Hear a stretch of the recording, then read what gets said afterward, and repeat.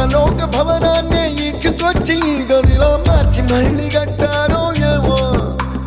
మాయజాలము తెలుసు మంత్రగారడి తెలుసు రెంటి కన్న ఇది ఇంకోటేమో